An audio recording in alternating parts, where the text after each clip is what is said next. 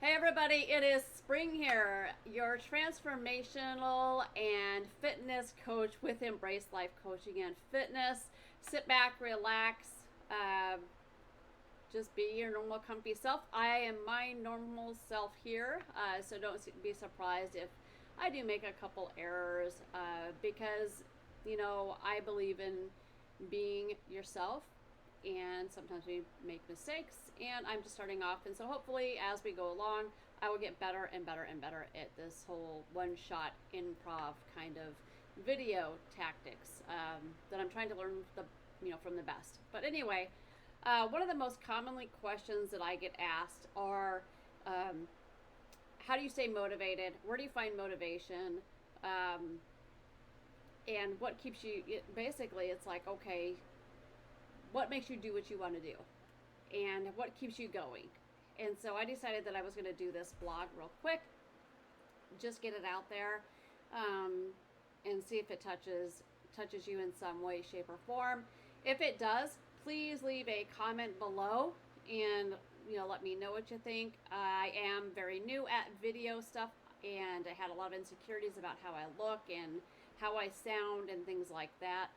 So this is a big step for me. So I appreciate, your kindness in your comments, if you will. But still, I want to make sure that if you have any questions or any feedback, that those get addressed too. So, um, so again, one of the most common questions I've been asked over and over and over is, how do I get motivated? How do I stay motivated? And before we get into those answers, we're going to dive a little bit deeper here. Look at the root of the word motivation, which is motive. And the Oxford Language Dictionary defines it as a reason for doing something, especially one that is hidden or not obvious.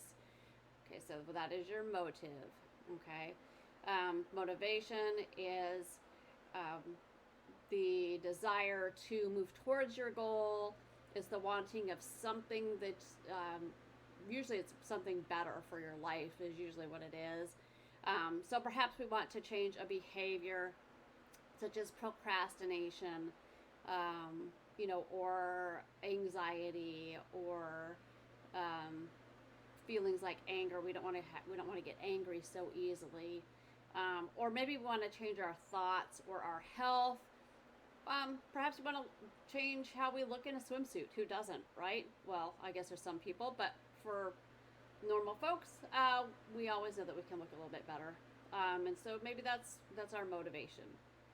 And then one of my favorite quotes is from Zig Ziglar, and he says, "People often say that motivation doesn't last. Well, neither does bathing. That's why we recommend it daily." Meaning, every day you're going to have to look back and say, "Why is this important to me? Why do I have to do this in order to get from point A to point B?" That's going to be your motivation. And the fact of the matter is, motivation is going to be found within yourself. So nobody else out there is going to be able to motivate you. It's just not going to happen. You can look up videos for yourself, which can maybe incite images, emotions, thoughts, things like that. But it's going to come within. It's not somebody else can't do that for you.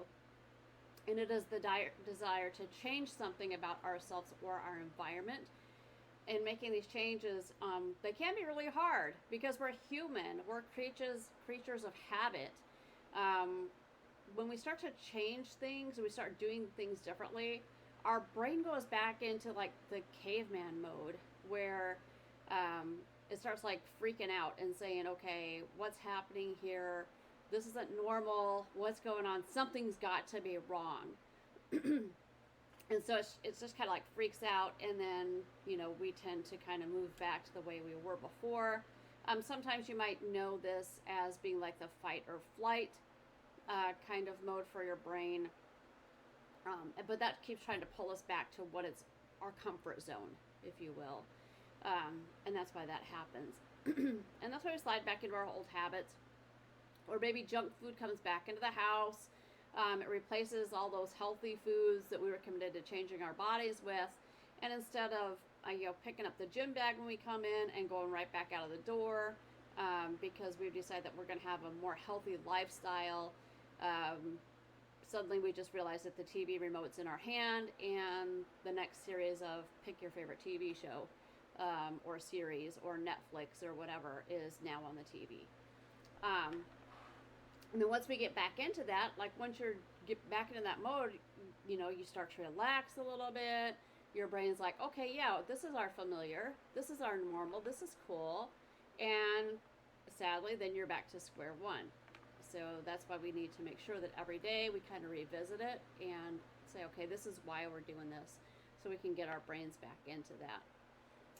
We also have to consider motivational problems like procrastination or avoidance. Okay, so who's a procrastinator? Me. To be honest, me. However, I am motivated to change that behavior.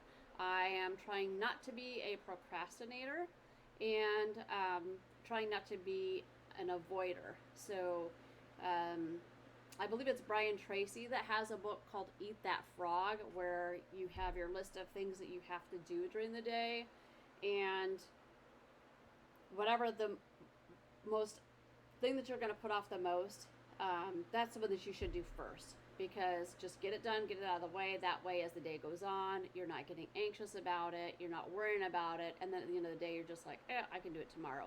No, just get it done, out of the way, first thing in the morning. Okay, so we have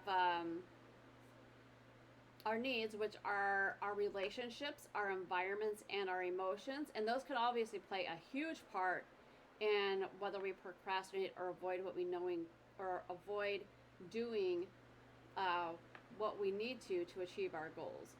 Okay, obviously, if you decide that you are going to start going to the gym because you want to have a better body, and so you're like all motivated, but then Jimmy from across the street comes over with his, beer and, says, hey, let's sit out, at the fire pit, and we're going to drink a couple beers, and I'll even bring some burgers over, and we can just sit there and we can, talk about what's going on with the other guys and stuff like that. Those kind of people can sway you to move off of your motivation train, if you will. Obviously, emotions are big too, where you can have like these intentions that you're going to do something, you want to improve your life in some way, shape, or form, and then a relationship goes bad, or something traumatic happens in your life, and it causes these emotions to stir up, and so you put whatever your goal was on hold because now you're focusing on these emotions. And so those can obviously jump in the way of your motivation, can kill your motivation, depending on how big it is, potentially for a very long time. All right, and so how do we find motivation? So a trick I learned a couple years back was to ask why. For instance, if you have a goal that you want to lose weight, ask yourself, why did you want to lose weight?